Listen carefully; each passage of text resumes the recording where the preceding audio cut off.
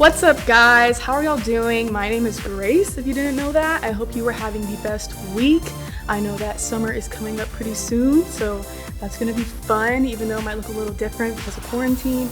But I can't wait for quarantine to be over so we can get back together in this awesome building and just worship in God's presence and hang out in our own presence. But for now, we're gonna be doing some videos. They've been awesome so far, and I'm so excited to be a part of one. So today we're going to be talking about comparison, and we're going to be reading from Genesis 37, which is Joseph and the coat of many colors.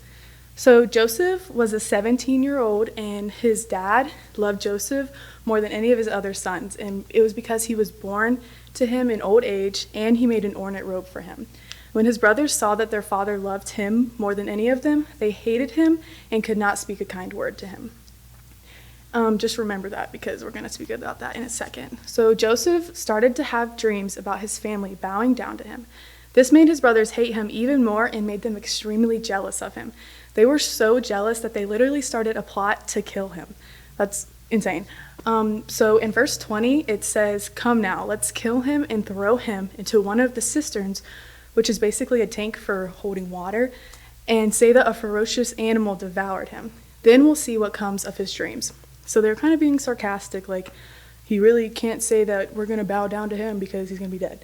But thankfully, one of the brothers named Reuben was smart enough to know that they probably shouldn't kill their brother and suggested just to throw him in the cistern while he was still alive. So in verse 23, it says, "So when Joseph came to his brothers, they stripped him of his robe, the ornate robe which he was wearing, and they took him and threw him into the cistern. The cistern was empty, and there was no water in it.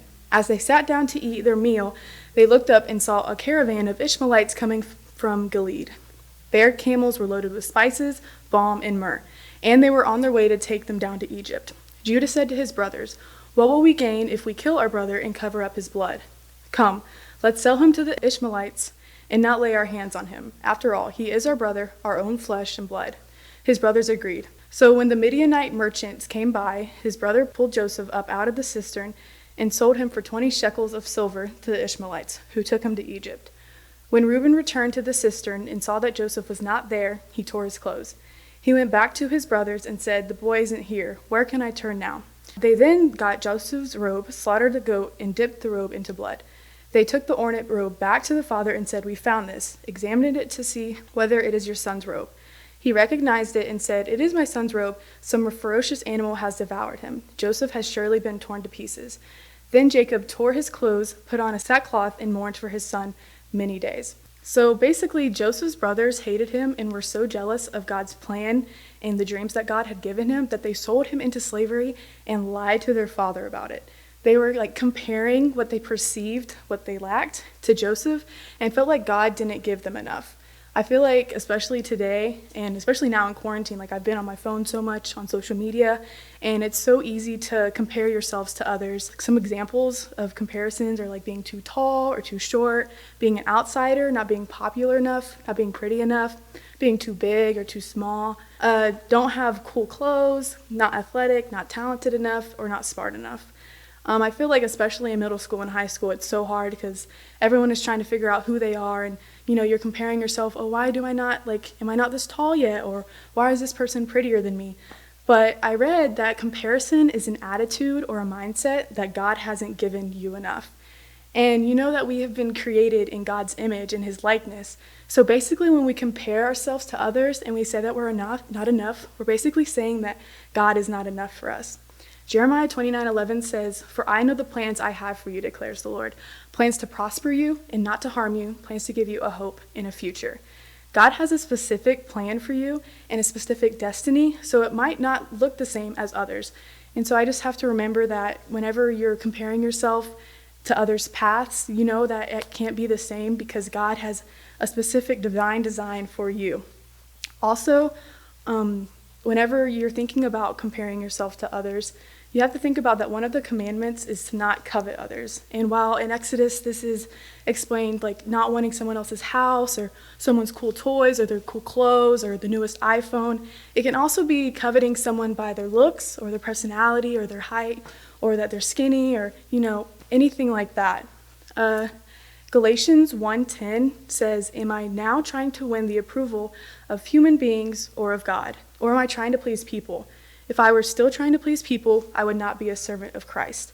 I feel like today, a lot of us try to seek the approval of people, and society has created this bubble of, the perfect weight or the perfect height or the perfect face. And whenever we seek perfection that society has created, that's whenever we start doubting ourselves and comparing ourselves and even judging others because they have something that we think we don't. But whenever we seek the approval of God, insecurities fade away and we focus on God's plan and on fixing our heart. Whenever we judge others, we're really not hurting them. I mean, it does hurt, but we're actually hurting ourselves more than anything. So whenever we think about this story, we usually think that, we're like Joseph, we're God's favorite, but sometimes we're actually like the brothers. And we actually, it said they hated him and could not speak a kind word to him just because he was following, God's plan. But if they focused on God's plan for their life, they would be able to not disown Joseph, but actually lift him up and be happy for him in the plans that God has for him. So that's basically what I have for today. Just remember that if you ever feel yourself comparing yourself to others or putting down others because you don't feel good enough for yourself, know that God created you in his own image and that he has a specific plan for you and that you're destined for greatness and that you can do all things through Christ that strengthens you. Thank you guys so much for watching. Remember to join our Zoom meeting at 7:15 right after this message. Remember to keep saving up your money for Speed the Light. Church has started back on Sunday. You can join us at 9:30 or 11 a.m. here at Ivan, and you can check out the Remind app for more details. We miss you guys so much, and we're discussing a date when we can meet back in person very soon. Love you guys. See you next week.